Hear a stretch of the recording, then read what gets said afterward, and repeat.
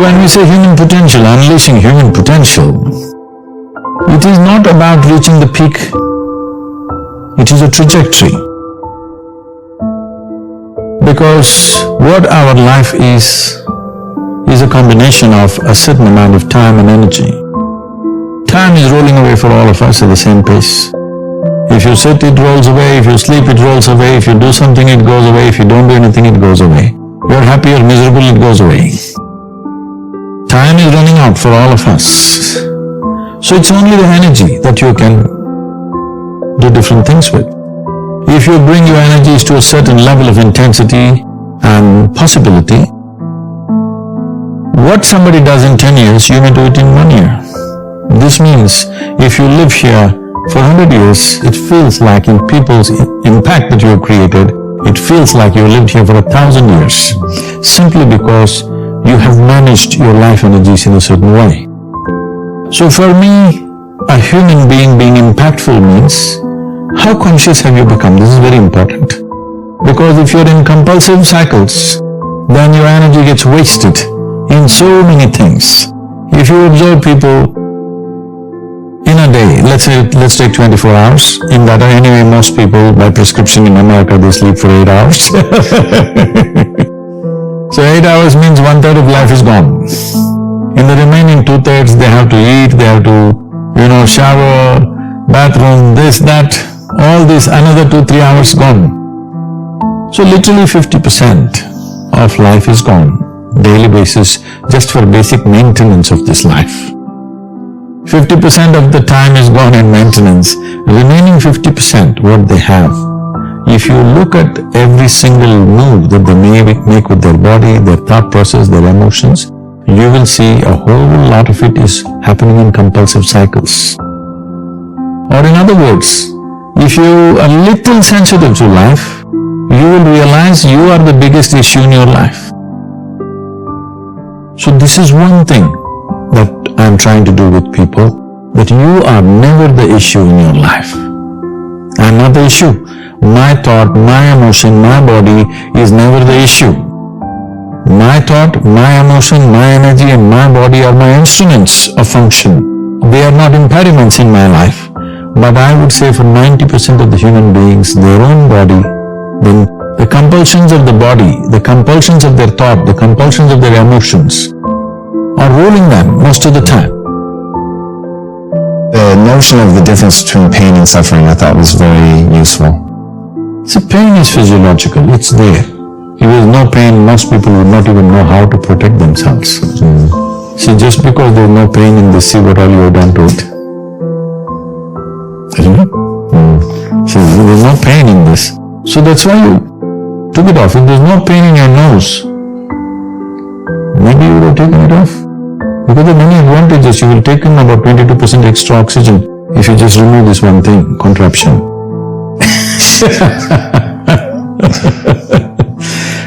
Wherever there is no pain, people are messing with it like crazy, isn't it? They call this hairstyle, they call it so many things. Suppose there was no pain in the entire body in Los Angeles, people would pull out their stomach bag and you think they wouldn't do it? Yeah, I think probably would. Only pain is helping them to preserve themselves, isn't it? So pain is good. There is no physiological pain. Most people would not know. I hear in the United States there's one group, they call themselves something, I forget that word. They're actually cutting their fingers off, their hands off on the video. Wow. They're posting it online. There's a group like that. Wow. Can you imagine this? No. In spite of so much pain, if there was no pain, almost everybody would have cut themselves off in the name of fashion, they would have cut themselves into ribbons. So pain is a good thing physically, because that is your preservation, the self-preservation mechanism. But suffering is something that you do in your mind. So pain that happens in your body, you take it in your mind and multiply it 1,000 times or 1,000,000 times depending on how capable you are or how stupid you are, and suffer it 1,000,000 times over. Right now, most human beings are like this. What happened 10 years ago, you can still suffer. What may happen day after tomorrow, they already suffer. not suffering life. They think they're suffering life. They are not suffering life. They are suffering the two most fantastic faculties that human beings alone have. A vivid sense of memory and a fantastic sense of imagination.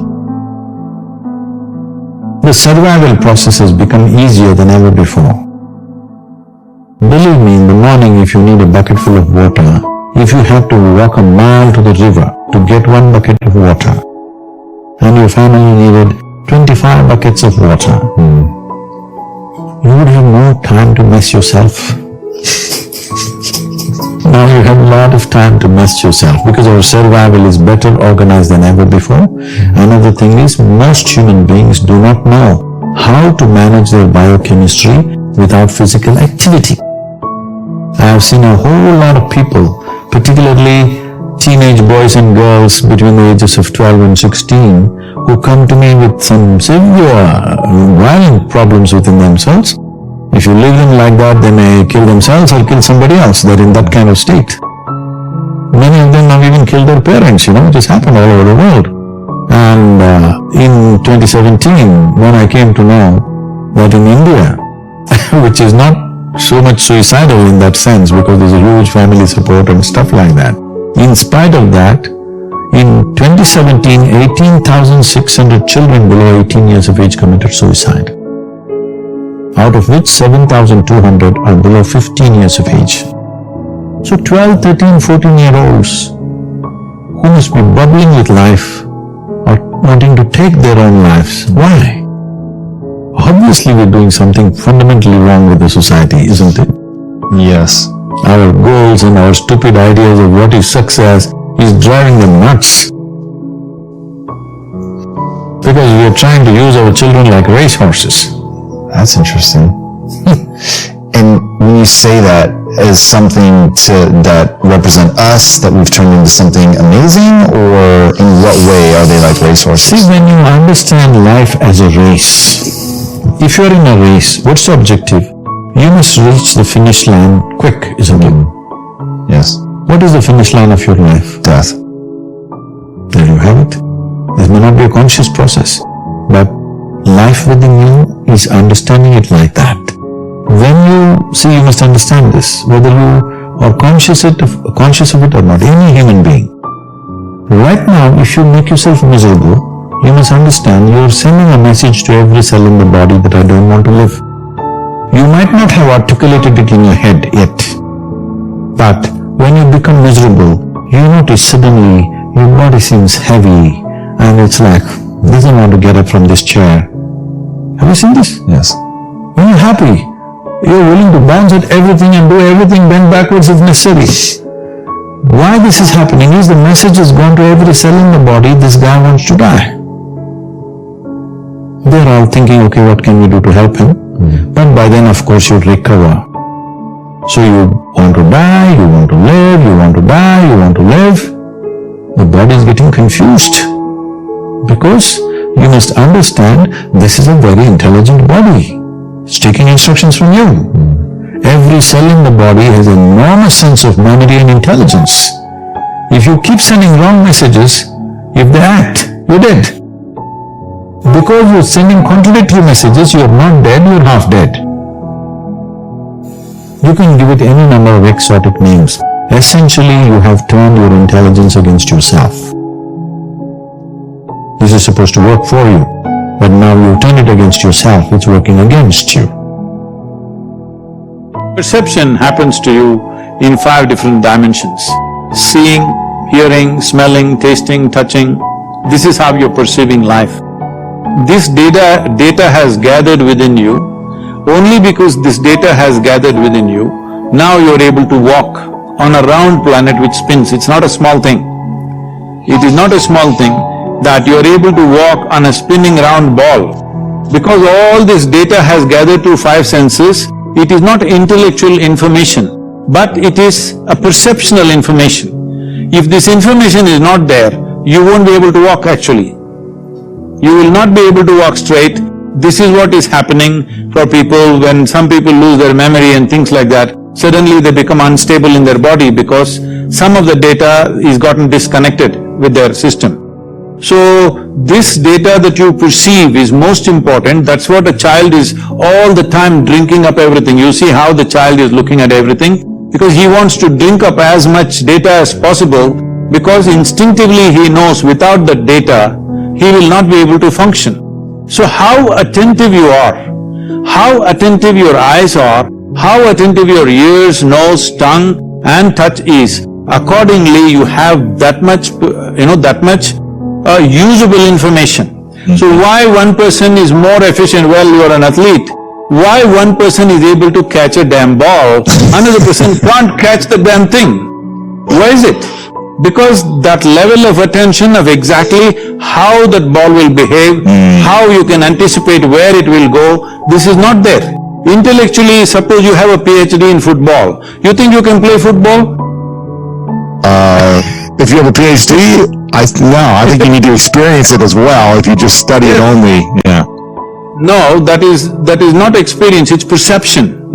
You're watching it out of your keen interest, you're watching exactly how a ball moves. You may not be thinking the physics of it, but you're watching it and perceiving it. Because of that perception, you know something that you cannot know by reading 100 books about it. First of all, people are assuming that anger is happening to them or misery is happening to them.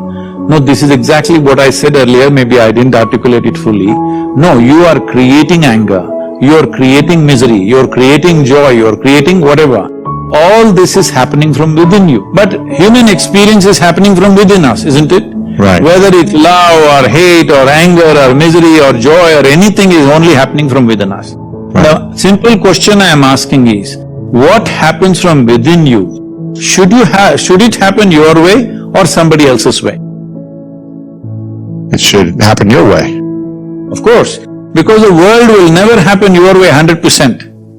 Because there are so many stakeholders in the world, little bit will happen my way, little bit your way, that is fine. But what happens within me must happen my way. If what happens within me does not happen my way, this is the worst form of slavery, isn't it? Wow. Somebody decides what happens within me. Somebody decides where I should sit. This is slavery, everybody understands this. Now somebody decides whether I am happy or unhappy. Isn't this the worst form of slavery? Yeah. So this is the liberation that humanity needs to work at. This is what inner engineering means. Inner engineering is not some mechanical process, because engineering means this essentially. You will say something is well engineered only if it works the way you want, isn't it? If this one doesn't work the way you want, what the hell are you expecting other things to work the way you want? It's just an accident. When you live accidentally, anxiety is normal. Why does one person need, well, by prescription these days, 8 hours, is it? 7 to 8 hours. Okay, 7 hours. And why another person can do with half of that? See, one thing is, as we already went through, the very physical body that you carry is just the food that you've eaten, isn't it? You are looking at food only as protein, vitamin, mineral like this. But we're talking about a food chain. That means they're all different kinds of lives. What we consume is another form of life. Every animal consumes another form of life. This is the way the food cycle is created. So in what condition that life is will determine in what condition your life is in many ways. So if food appears in front of me, if I just look at it, people have prepared it with elaborate care. If I just look at it, I say no. And so I say, no, Sadhguru, this lady has brought it, she's a very good cook, she's very tasty. I just look at it and say no. Simply because it's not alive enough for me. It may be tasty, but it's not alive enough for me. If it's not alive enough, I will not consume. If you're just conscious of this one thing, you will see your sleep quota will go down. Another thing is, most people are eating at least 50%. 50% means 100% more than what they need to eat. Yes, you will do one thing, as an experiment, just try this. Whatever you're eating, cut it down by 50%. If you're eating, let's say, 2 kilograms of food, cut it down to 1 kilogram and eat variety of foods, you will see you will neither drop weight, nor will you become weak, nor will you become less energetic. Only thing that will happen is your sleep quota will go down. Because you're putting so much food to generate the same amount of energy, you're eating more by compulsion of liking the taste or simply by compulsion of filling yourself up. Now the body has to process so much food to create so much energy. This extra processing is taking a toll on the system. The amount of impurities that are there in the food will also determine how much inertia you generate in the body. Let's understand it this way, in terms of physical terms.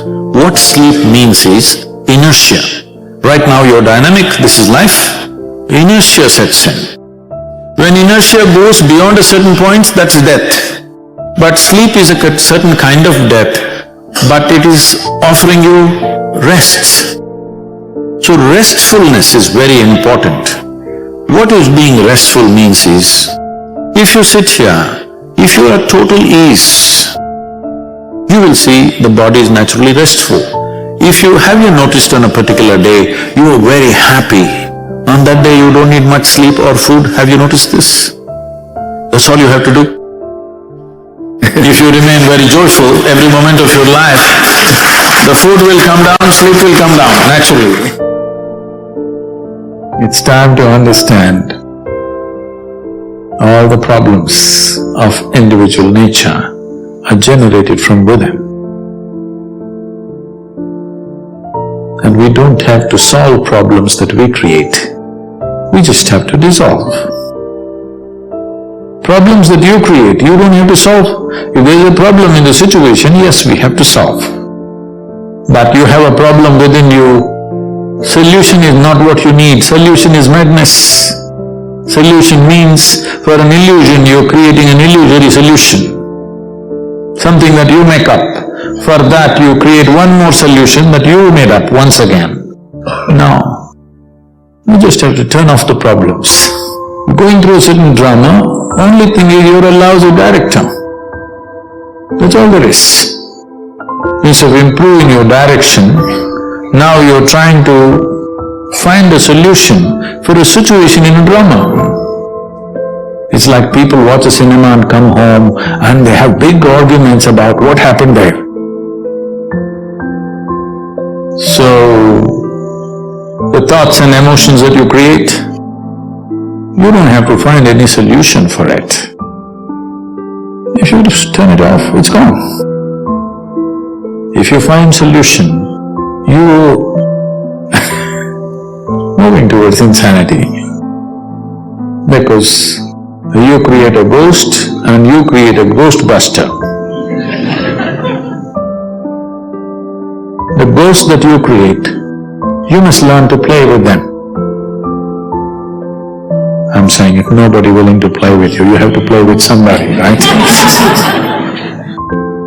So the ghosts you create, if you like them, you play with them. If you don't like them, turn them off. But Sadhguru, they keep coming. You don't play. Don't like to play with them, don't play. They come and go. Never it ever happened that one thought remained for more than a moment, isn't it? It comes and goes, comes and goes. Let it come and go. If you try to find a solution for that, you will head towards insanity. One thing that you must do to yourself is, you are absolutely truthful to yourself. If you're also truthful to everybody around you, you will get other kinds of benefits with people. But I will not go that far right now. With yourself, you are 100% truthful. Otherwise, all kinds of tricks keep happening. To be truthful to yourself is not an easy thing, because there is lifetimes of habit of simply bullshitting yourself. A guest came to Shankaran Pillai's house and being a South Indian man, down south, you know, Pillais come from further down south. He was carrying an umbrella, which is a common thing. In Kerala and southern Tamil Nadu, to carry an umbrella is a very common thing because rains can be very heavy. When they walked out, he took the guest out, then it started raining. But Shankaran Pillai did not open the umbrella. The guest said, "Why didn't you open the umbrella?" Shankaran Pillai said, "I'm sorry, the umbrella is full of holes." Then the guest asked, "Why did you bring it?" "Well, I never thought it would rain today."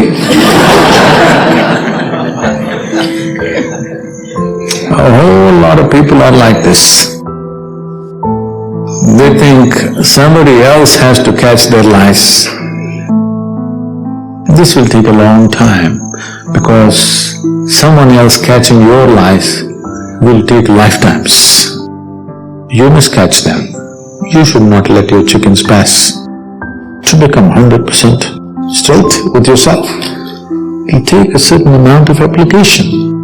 But if this one thing you do, this piece of life will work for sure, 100%. Then figuring out a few things is very simple. For that I am there. If you just fix this one thing, that you are 100% straight, no any kind of deception. When there's a hole in the umbrella, you know there is a hole in the umbrella. You will never forget that there is a hole in the umbrella, okay? If you are like this, rest of the work becomes very simple and easy.